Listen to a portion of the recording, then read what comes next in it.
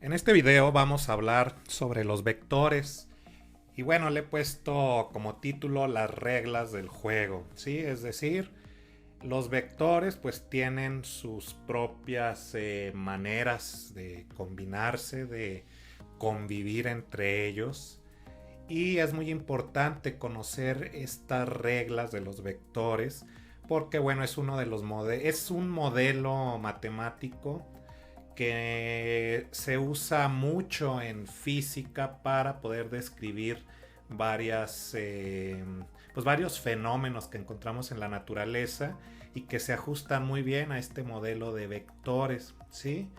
Y bueno, vamos a comenzar hablando de suma y resta, que es lo más sencillo en cuanto a cómo jugar con estos vectores.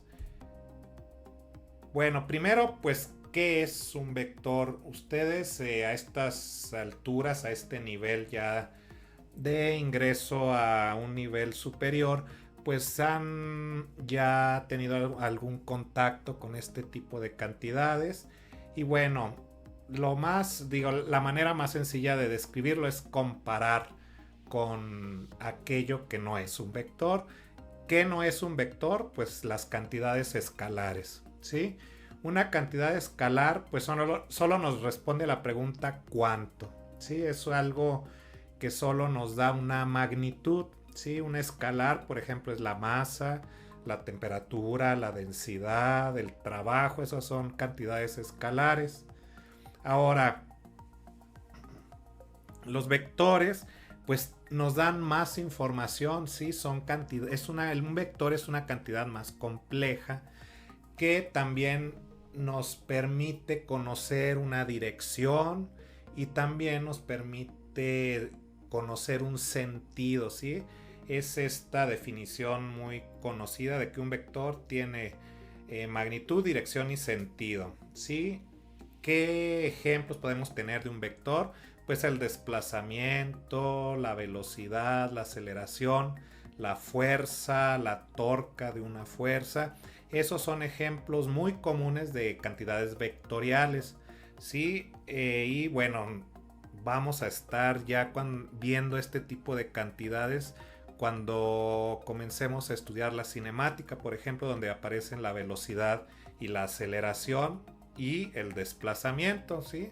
Son tres cantidades vectoriales que van interactuando entre ellas y nos van generando estos vectores, ¿sí? Estas cantidades vectoriales con las que vamos a describir el movimiento ya más adelante.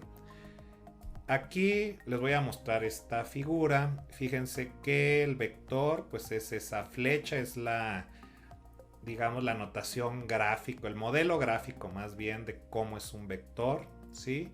La magnitud del vector pues nos referimos a cuánto mide, ¿sí? Así es como lo podemos modelar. Su sentido es hacia dónde apunta la flecha.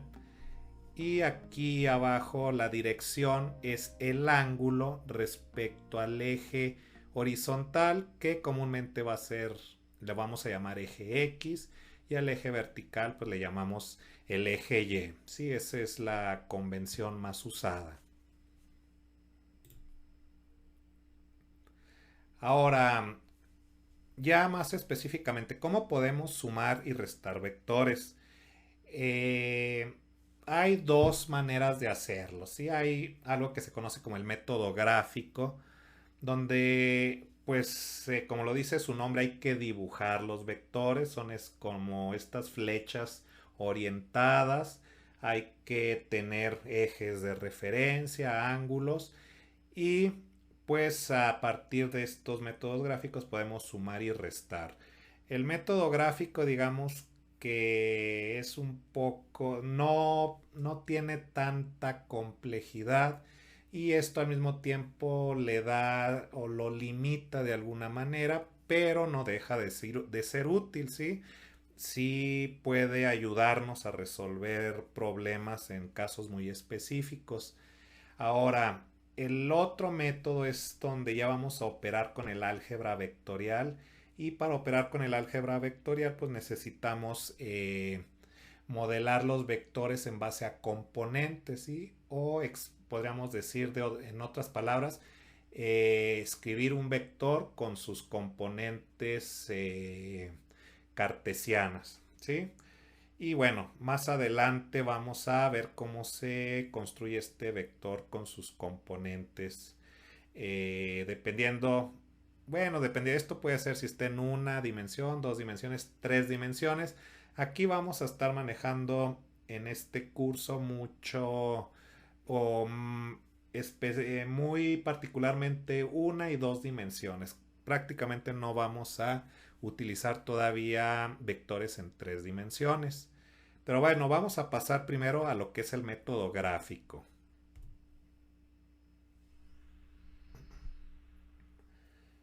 Bueno, seguramente ya varios conocen la ley del paralelogramo, ¿sí? Esto consiste en ir acomodando los vectores de manera que formen un paralelogramo, ¿sí? Aquí tenemos inicialmente dos vectores, el vector A, el vector B, y queremos sumarlos, ¿sí? Entonces, si queremos usar la ley del paralelogramo, pues primero hay que construir esta figura geométrica del paralelogramo. ¿Y cómo lo hacemos? Pues usando gemelos de los vectores. Por ejemplo, este vector B, aquí arriba pongo su gemelo. Esto quiere decir que apunta en el mismo sentido y tiene la misma dirección, es decir, es paralelo al de abajo, y lo ubicamos aquí en la punta del vector A.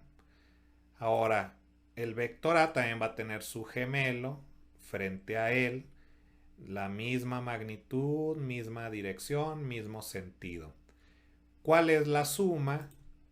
Pues sería el vector que va del vértice donde se unen los vectores en sus, podríamos llamarle la cola de los vectores, y este vector A más B apunta hacia este vértice donde se unen las flechas de los vectores gemelos, ¿sí? Este es la ley del paralelogramo. De esta manera se pueden sumar A más B, ¿sí?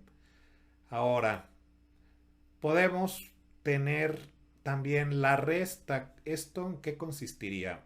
Por ejemplo, aquí está el vector A, es el mismo que tenemos aquí, pero B lo multiplicamos por un menos 1, entonces ahora es menos B, es decir, su sentido va hacia la izquierda en este caso. Esto pues nos cambia el paralelogramo. Ahora el gemelo de menos B es este. Y bueno, aquí debe tener un menos B también. Y el gemelo de A, pues ahora lo ponemos acá, ¿sí? Entonces, A menos B sería el vector negro que va de este vértice, donde están las colas de los dos vectores, del azul y del rojo, al vértice donde se unen las flechas, ¿sí? Fíjense que es muy claro que A menos B tiene una longitud menor que A más B, ¿sí? Aquí, bueno, hay que enfatizar que siempre se debe partir de unir los extremos sin flecha de los vectores, ¿sí? Que es lo que les he venido mencionando, ¿sí? De ahí, de ese vértice parte el vector negro, que es, podríamos decir también que es la resultante de la suma o resta de los vectores A y B, y la flecha de ese vector negro siempre se une donde se unen las flechas de los vectores gemelos, ¿sí? Bueno, esta es la ley del paralelogramo, ¿sí? Es algo pues bastante sencillo, es muy gráfico, ¿sí? Ahora, podemos tener también una ley o método alternativo que es la ley del triángulo. De alguna manera es una simplificación de la ley del paralelogramo, ¿sí? Podemos comenzar nuevamente con dos vectores, A y B. Ahí están los dos vectores. Me regreso un poco. Bueno, aquí está A y B. Y aquí de lo que se trata es de formar un triángulo, ¿sí? Entonces aquí jugamos a formar un triángulo. ¿Cómo hacemos eso? Bueno, ahí está A y ahí está B. Otra vez hay que desplazar vectores. El primer vector, si queremos hacer A más B, bueno, el primer vector va a ser A, este lo dejamos tal cual. Y ahora B lo desplazamos de manera paralela a su dirección con su mismo sentido y lo ubicamos aquí para que quede la flecha del vector A con el extremo sin flecha del vector B, ¿sí? Esta es la forma de acomodarlos y entonces este sería A más B. El vector negro es la suma de A y B y fíjense que aquí está el triángulo, ¿sí? Por eso se llama ley del triángulo. Ahora podemos nuevamente pensar, bueno, ¿qué pasa si B ahora es negativo? Es decir, sería A menos B. Pues eso significa que B apunta en sentido contrario y lo que tendríamos que hacer es esto. A es el primer vector, ese se mantiene tal cual, y B habría que ubicarlo de esta manera, ¿sí? Entonces aquí tendríamos A menos B y pues el vector negro que tenemos aquí, esta es la resta de los vectores. Fíjense que igualmente aquí se puede ver que este vector es menor o tiene una longitud menor que la suma. Y bueno, habría que recalcar que siempre se debe unir la punta del vector A con la cola del vector B. ¿Sí? La punta o el extremo con flecha del primer vector que aparece en la operación con el extremo sin flecha del segundo vector que aparece en la operación. Esa es la convención que hay que usar para poder llegar al resultado correcto en la ley del triángulo, ¿sí? Con esto pues ya tenemos estos dos métodos gráficos y ahora les voy a mostrar algunos ejemplos donde se pueden usar de manera muy específica estos métodos y para que vean cómo pueden resolvernos este tipo de situaciones, ¿sí? Fíjense, por ejemplo, sumando dos fuerzas. La fuerza es un vector, ¿sí? Es una de esas cantidades físicas que son de los vectores más conocidos y más usados en física. Aquí tenemos dos fuerzas, una de 20 newton y otra fuerza de 30 newton. Y bueno, las ubico ahí en dos ejes, uno horizontal y otro vertical. Aquí todavía no le voy a poner X y Y, estos son simplemente para orientación de los vectores, ¿sí? Y bueno, ahí también señalo dos ángulos, aquí está un ángulo de 20 grados, acá un ángulo de 30 grados.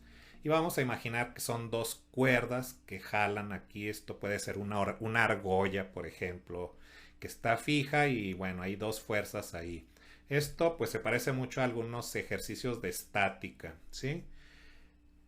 Y bueno, ¿qué queremos saber? Pues lo más común es saber o que nos pidan que calculemos cuál es la fuerza resultante, ¿sí? Esto quiere decir que hay que sumar esas dos fuerzas que se ven en este diagrama. Bueno, para eso vamos a usar la ley del paralelogramo. Entonces aquí construyo el paralelogramo. Estos 20 newton tienen su gemelo aquí, estos 30 newton tienen su gemelo acá. Y aquí en los métodos gráficos tienen el detalle de que pues hay que jugar también con ángulos y acordarse de identidades trigonométricas, de algo de geometría plana, ¿sí? Entonces eso digamos que podría ser, alguien podría verlo como algún inconveniente, pero pues si conocemos las leyes, más bien las identidades trigonométricas básicas, no tiene por qué ser mayor problema, ¿no? Entonces aquí nada más proyecto, por ejemplo, esta horizontal, bueno, paralela a esto para averiguar estos ángulos, por ejemplo, estos 60 grados de aquí y 120 grados aquí adentro, ¿no? Del vector a la horizontal. Fíjense que estoy usando aquí 20 grados y 20 grados. Esto es de acuerdo a un teorema de ángulos alternos, internos, entre paralelas, ¿verdad? Entonces son este tipo de resultados de la geometría plana que se pueden usar aquí. Bueno, ¿para qué hago esto? Para poder construir esta figura, ¿sí? Sabemos que R pues va a ser la resultante que estamos buscando, pero necesitamos un ángulo que es este, el de 140 grados. Para eso usé toda esta figura. 120 más estos 20 son estos 140. Entonces, esto más las magnitudes de estos catetos me van a permitir averiguar R. ¿Cómo lo averiguo? Pues echando mano de trigonometría. Y a esto me refiero. Si se acuerdan, hay algo que se llama ley de cosenos, ¿sí? Y esta figura pues se presta muy bien a utilizar la ley de cosenos. Aquí está toda la información que me da este triángulo. Lo sustituyo y encuentro que R va a ser igual a 47 newton. ¿Sí? Entonces esa es la fuerza resultante que estamos buscando. Faltaría averiguar algo más. Ya sabemos que mide 47 newton esa fuerza, pero también nos gustaría saber cuál es su dirección. Cuando digo dirección me estoy refiriendo a la orientación de esta flecha negra respecto a la horizontal, ¿sí? Y para eso voy a usar ahora la ley de senos. Con la ley de senos puedo averiguar este ángulo alfa, ¿sí? Entonces aquí está la operación que hago. Hay que usar el seno inverso y resulta que alfa es igual a 15.87 grados. Ahora esos 15.87 grados se los voy a sumar a 20 grados. Si recuerdan, esta fuerza roja tiene un ángulo de 20 grados respecto a la horizontal. Así que la dirección del vector R va a ser de 36 grados respecto a la horizontal. Y con eso pues ya tenemos una información completa del vector fuerza resultante en este caso.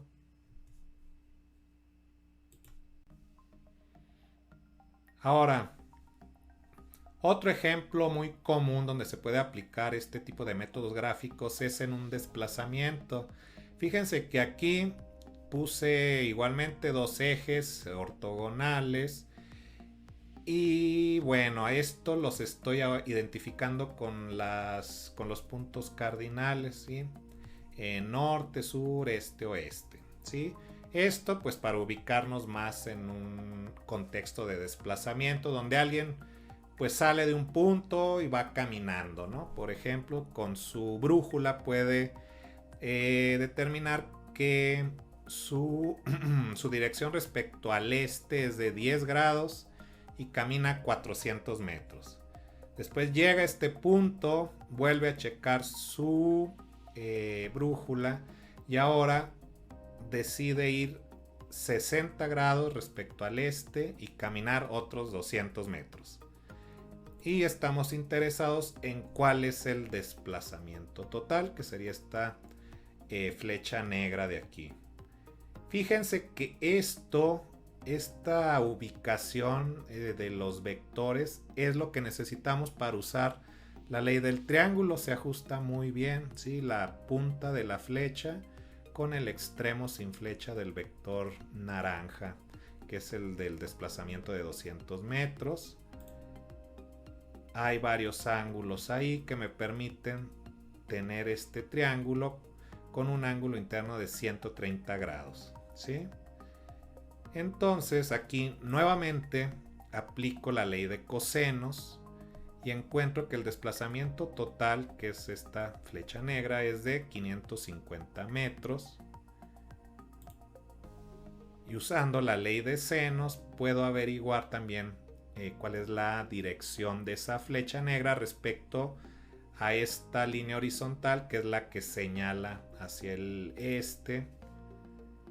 Y pues vamos a tener, si teta son 16.2 grados y con teta me refiero a este ángulo interno y sé que esta flecha roja hace 10 grados con la horizontal, quiere decir que la dirección del desplazamiento total fue de 26.2 grados respecto al este, ¿sí?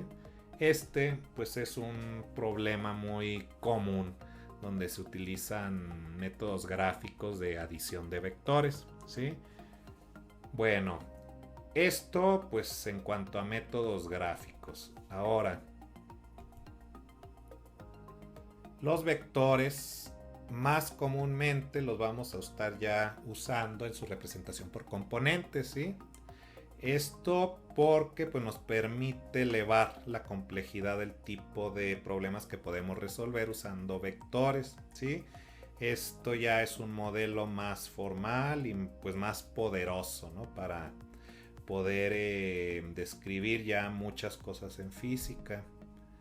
¿Y en qué se basa? Pues se basa en el plano cartesiano, ¿sí? Es el modelo más común, el modelo base, ¿sí? Estos dos ejes ortogonales, los cuatro cuadrantes. Aquí es donde sí ya el eje horizontal le vamos a llamar el eje de las X, el eje vertical, el eje de las Y, ¿sí? Y podemos ubicar puntos en este plano cartesiano, que es a lo que llamamos coordenadas, ¿sí? Aquí, por ejemplo, ahí está un vector, ¿sí? Este vector está ubicando un punto XY. Aquí está el punto XY. Cuando un vector ubica un punto en el plano coordenado, pues decimos que este vector es un vector de posición, ¿sí? Este vector azul A sería un vector de posición en este caso. Fíjense también que aquí estoy dibujando estos vectores rojos, ¿sí? Y esto pues les debe recordar algo que acabamos de ver, ¿sí? Esto de aquí en rojo es un paralelogramo. Quiere decir que el vector A pues es la suma de este vector más este vector. A este le llamé el vector A subíndice X y a este el vector A subíndice Y. ¿Sí? Eso, como les acabo de mencionar, pues es un paralelogramo. Quiere decir que si aplicamos la ley del paralelogramo, este AX más este AY, pues resultan en este vector azul, que es el vector de posición, ¿sí? Bueno, esta es la base para construir vectores por componentes, ¿sí?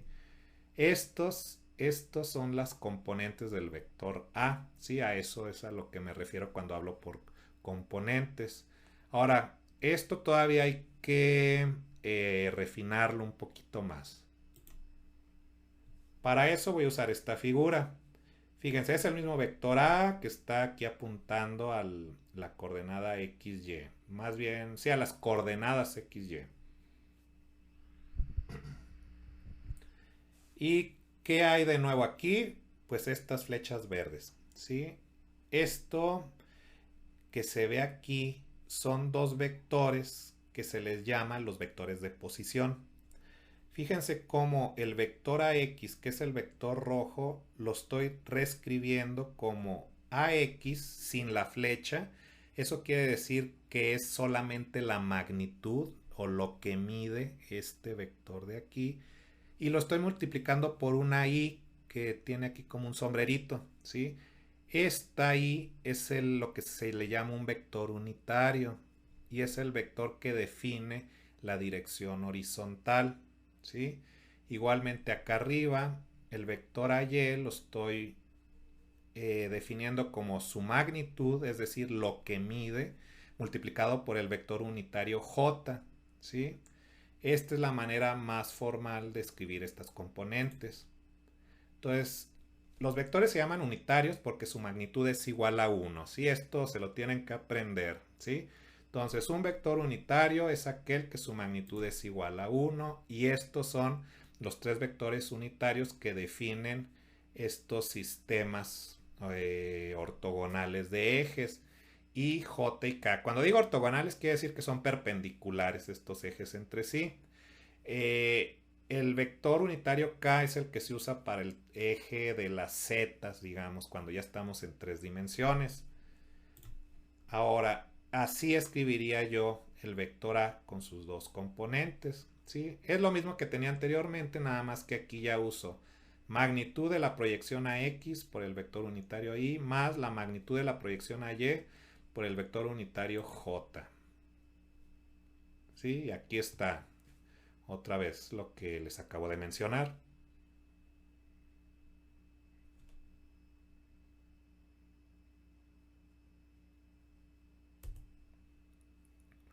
Bueno, entonces ya con esta definición de un vector con sus componentes, podemos sumar y restar también, y esto pues ya tiene una expresión más algebraica, ¿no?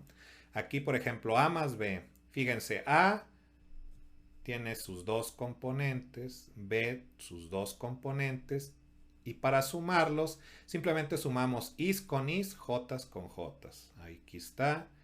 Quiere decir que un tercer vector que va a ser igual a la suma de estos dos va a tener estas componentes, y este sería el vector C, ¿sí? Cx más Cy. ¿Quién es Cx? Pues Cx es esta suma y Cy es esta suma, ¿sí? Esta es la regla para sumar por componentes. Ahora, para hacer la resta, pues igualmente son dos vectores con dos componentes, nada más que ahora es un signo negativo el que está antes de las componentes del vector B. Esto nos lleva a restar is con is, jotas con jotas, y ahora las componentes del vector C pues van a ser distintas, van a ser el resultado de la resta, ¿sí? Pero igualmente el vector C pues va a tener estas dos componentes, ¿sí? Entonces, esto es como se opera con componentes. Simplemente hay que asociar is con is y jotas con jotas. Y si hay k, pues k con k. ¿Sí? Esas son las que se suman o se restan. No se pueden combinar is con jotas. Es siempre is con is, jotas con jotas, k con k.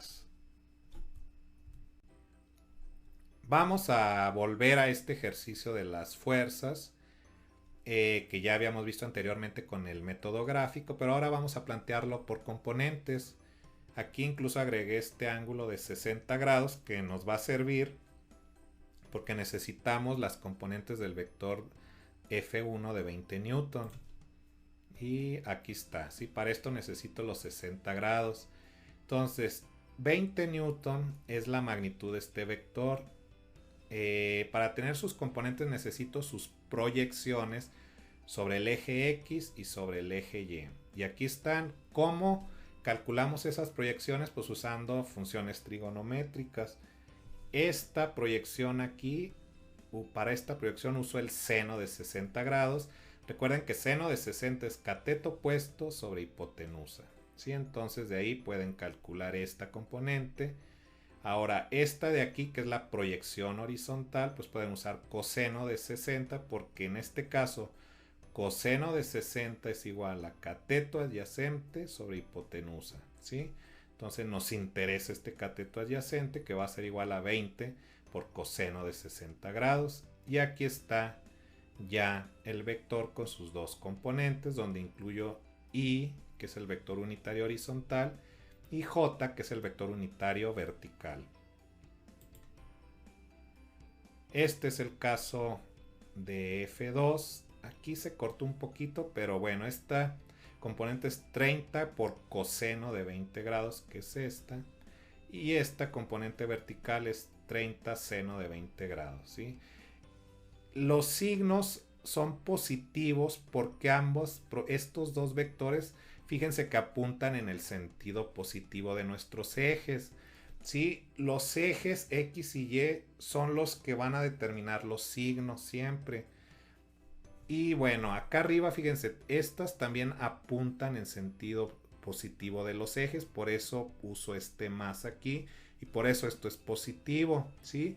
No siempre es así, podrían apuntar en el si este vector apuntara hacia el otro lado, entonces esta componente tendría que ponerle un signo negativo, ¿sí? Sin embargo, ahorita pues todo es positivo, ¿no? Entonces vamos a proceder a sumar estos dos vectores. Y aquí está, ¿sí? Sumo is con is, jotas con jotas. Este va a ser el vector resultante de 47 newton, que es el mismo resultado que teníamos anteriormente. Fíjense, aquí están las componentes del vector resultante. Esto es el resultado de sumar esto. Esta segunda componente, que es la vertical, es el resultado de sumar esto. Ahora, este R es la magnitud de este vector. ¿Cómo se calcula la magnitud de un vector? Pues usando el teorema de Pitágoras, ¿sí?